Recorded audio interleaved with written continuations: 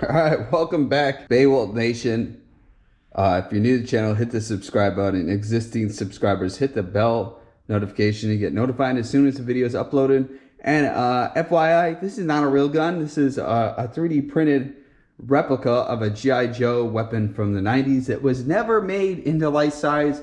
And when I was a kid, and if I had this, every kid would be so jealous because this was in the G.I. Joe cartoon. This was featured in the G.I. Joe movie. The intro of the movie, Duke is on a jetpack having the same rifle in hand. There's Sergeant Slaughter was using this as a bat when it ran out of laser power. And this is the G.I. Joe G.I. Joe XMLR 3A laser rifle. This is not a real gun. I want to say that again. Actually, when I was prepping this, usually I do the sanding outside, and I did not want to stand outside with this thing because once it started assembling, to somebody who's not a gun enthusiast would think this is real. I don't think I'm going to do any orange tip to this because I'm going to just basically make a rack and have this on display, or if there's any photo shoots and stuff. And so basically, these are two different regular PLAs, two different brands. And it kind of shows you the step-by-step of what I'm going on with this. So this one is all prepped, ready to paint. This one still needs to get into the process of that. So when I 3D printed this, this was into 3 parts. No, 1, 2, 3, 4 parts. That's not figured. So this took, rear receiver took about over 24 hours to print. And the tip of the barrel was one piece, this was that, and the buttstock was different. And if you can see with all the work I did, you really can't see any lines. The fitment was really bad in the back of this with the file that I used. There was a lot of filler I had to use.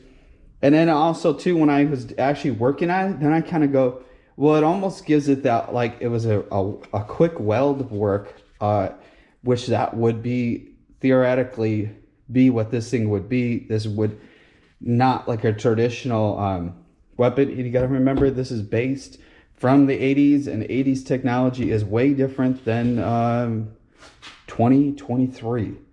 But I tell you, I've always wanted something like this, and I never ever thought it was a reality. And when I stumbled across this file, I'm like, I am 3D printing it. Usually when I set it up, I put it on the sights because it's not balanced because there's round in the tip. And for just sitting out on display is that I have this really cool, because in the cartoon it was a kind of a brown, and I got a military like tan. I forgot what the color paint I have. So I'm going to paint the tip from I was looking at photos. It's black. The sights will be black. And then the trigger would be black. But the rest of it I'm going to do in this tan to be as accurate to the 80s cartoon. I'm actually going to be 3D printing an Aliens pulse rifle that is going to be very cool. I can't wait. That's like, there's a lot of projects to do. I'm going to be printing a Punisher Iron Man suit. All right, 3 different Iron Man suits I'm going to be printing.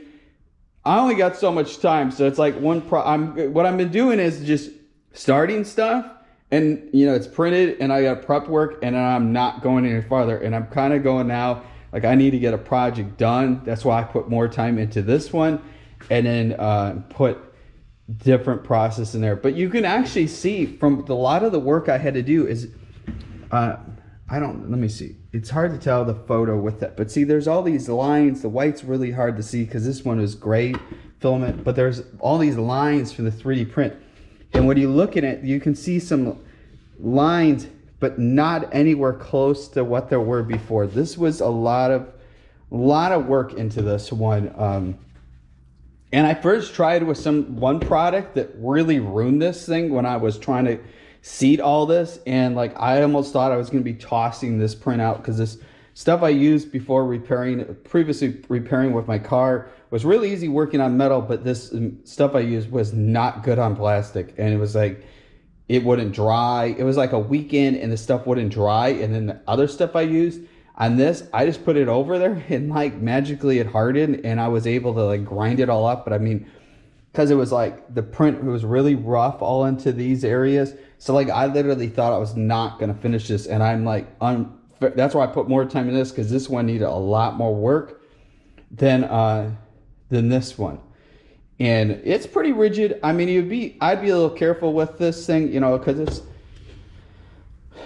I wouldn't say this is some of the print for a kid was a toy. I mean, if you're a diehard G.I. Joe fan, and if anybody's interested in having one of these made, I mean, I could make you guys one. Just DM me on Instagram, IAM_Beowulf, and I can make one of these up.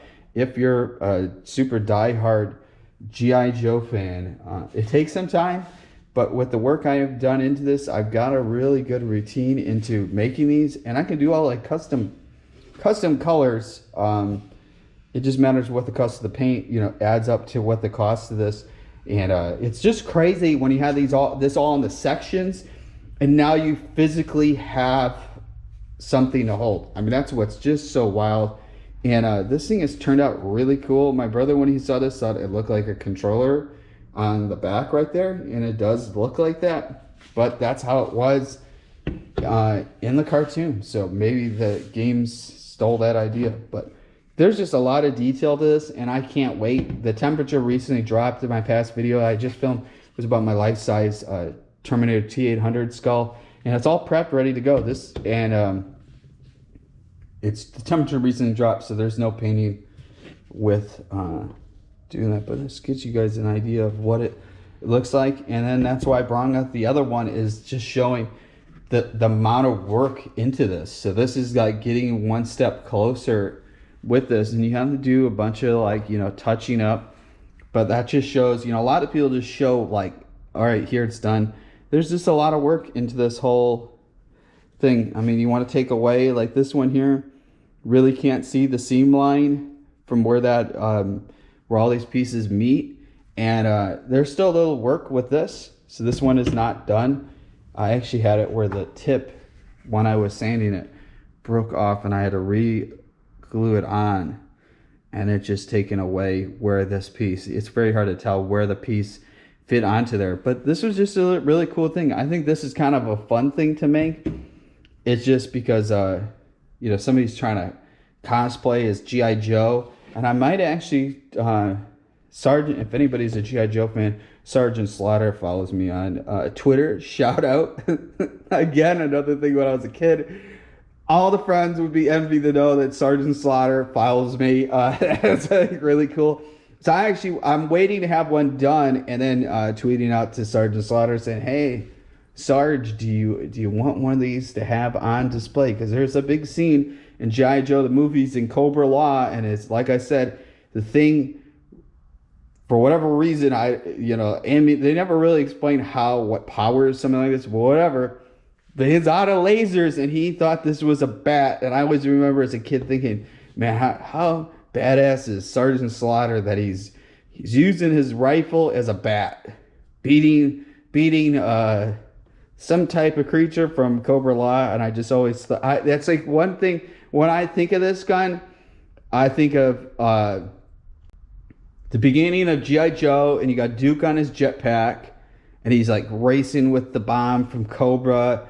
And I remember that, and then I remember Sergeant Slaughter hitting it. And that's when I saw this. I'm like, this is just, I don't know where I'm going to display it, but I'm definitely going to put it up into where it gets, you know, it looks just really cool. It's one of those things, if you're a G.I. Joe collector, you want this in your collection, because this is just, it's one thing having a little toy of this, and I actually have a little toy, and I'm going to do a whole video showing that once it's done. It's not done. This is just kind of it's going, and then it's here. And I still have the YouTube Shorts upload of what it showed like when this thing's like being printed, which is really cool. It's kind of crazy when you start seeing this and it's taking form. But like I said, if you're a G.I. Joe fan, hit me up, and I could work out a deal on you having one of these to have in your collection, to have on display. And it is definitely, if you're from the 80s or you're into G.I. Joe, this is the one collection thing you want in your collection as a display piece to say, hey, I have the life-size G.I. Joe laser rifle. It's just unbelievable. This thing is just so cool. The name of this is so long and complicated. It's just better just to call it the G.I. Joe laser rifle. Look at that. And it's kind of cool to see what the process of, like, you know, you see it and then it's going to look totally crazy when it's painted. And I kind of want it to be like a matte finish where it's not shiny. I don't know. I'm just going to see how it all works out when I do the clear coat, what clear coat I'm going to do on this, and just see where this turns out. But I'm just like, it's so, like when you printed this, the handle was so rough to where you like touching it. I'm like, oh, this is not, you know, you got to do a lot of prep work. And it's so smooth with the handle that it's just like exactly how it should be. And it's just, it's surreal having this. It's just, this is just turned into a very fun hobby. And I'm going to start an Etsy store, but I don't think I'm going to have this on the Etsy store. This is just kind of made to order. And then we can figure out like Venmo or something with paying for it. We can pay in crypto. Crypto would be what I like to be paid in. Bitcoin, yeah. Bitcoin or Ethereum. But otherwise, Venmo. I'm easy going with what that is. And then, you know, once you get the whole logistics put together, start working on this and customizing it however you want it to be. It's just definitely really cool. Well, if you're new to the channel, hit the subscribe button. Follow me on Instagram, @Iam_Beowulf. I've been posting a lot of stuff on there with the process of some of this stuff, building it. So hit me up on there if you're interested in getting one. Also, too, check out the Amazon store, amazon.com/shop/IamBeowulf. And check out the I Am Beowulf merch at CryptoBeowulf.com. Stay mighty and keep strong.